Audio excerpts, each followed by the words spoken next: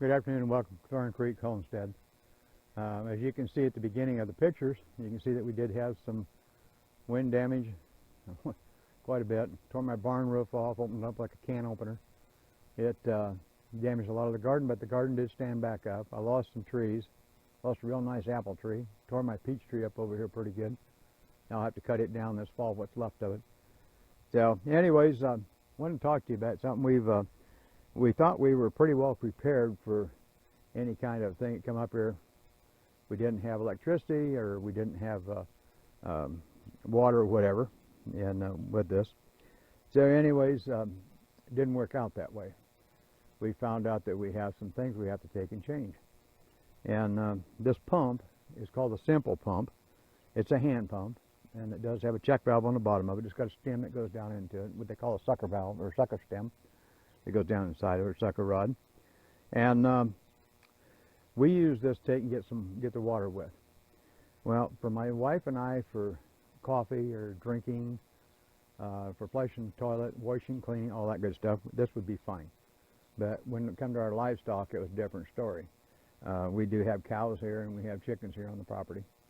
So the cows with the 105 index, heat index, it was over that. In fact, it caused them to drink about 35 gallons of water a day.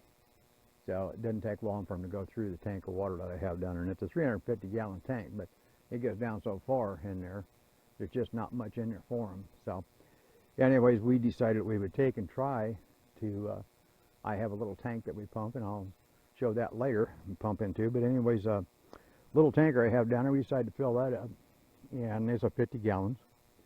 So we brought it up here, and we started pumping on this thing. And it took us about an hour to get 20 gallons out. So I'll show you. It pumps, it works, but it does quite a bit of effort to do this.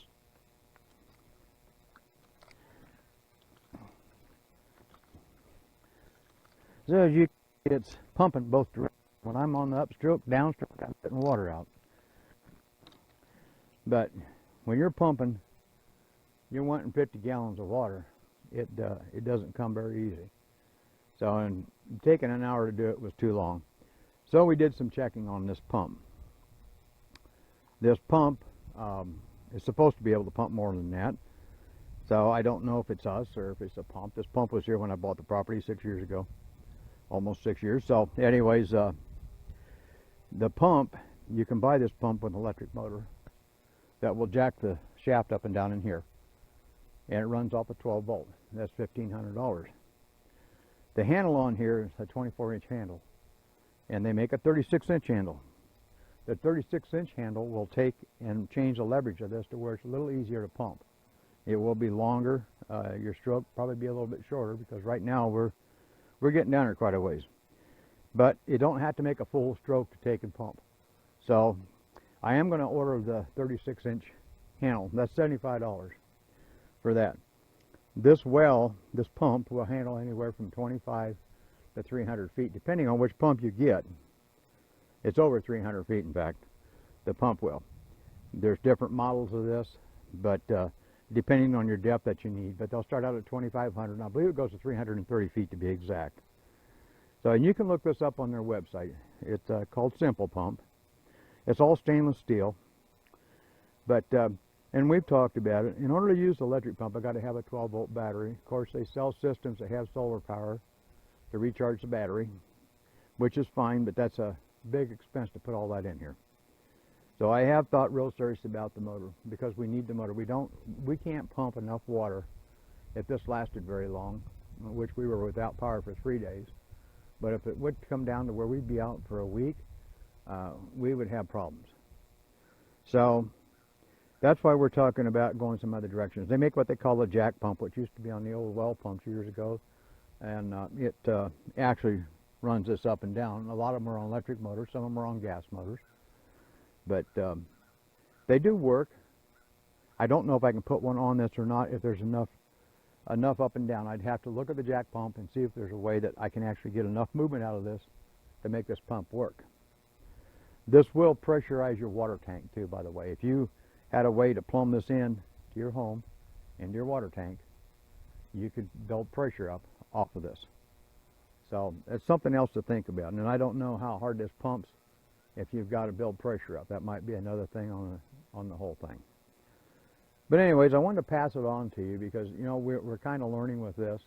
I think that any time we've had all the convenience of electricity all these years, and for us to have 80-mile-an-hour winds in this area is unusual. So other than tornadoes coming through and that kind of thing, but not these winds that we had this last time. So, and it just made things kind of miserable, but we kind of learned off of it too. And it was kind of fun in one aspect with no lights being on, pitch dark. It just, you know, it just changed things all around. I grew up that way in a little farmhouse that didn't have anything but an outside pole light on a barn, out in the barn lot, and that light was never on unless we were going to the barn. So, and they just didn't have it back then. But anyways, we took baths in pan baths, what we call a pan bath. We had a big pan, and we took our baths in that and cleaned up and in order to do things. You learn as you go with all this, because a lot of things we haven't done. We've had washers and dryers, and we haven't had to do all this stuff manually. Homesteading is what we want to take and do, and we want to be as self-sufficient and conservative as we can take and be. And we try to be conservative with a lot of things, but we're not conservative.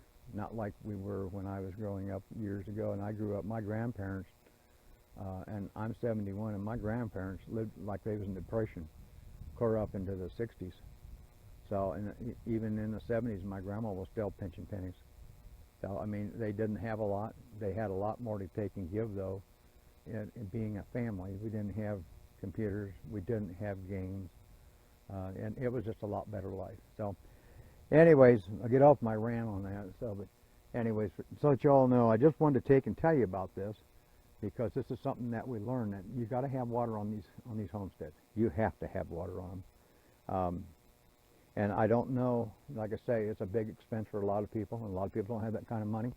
I wouldn't want to have to go out and buy one right now. I don't know what this would cost. I'm guessing that this well is probably about 70, 80 foot deep. That's about what they are normally in this area. But this is on a 4-inch casing. So, and they say you can put it on a 4-inch casing. It's a little, you have to fish it down through it because you got your electrical wires in there. But it goes down into the well and it pumps some water.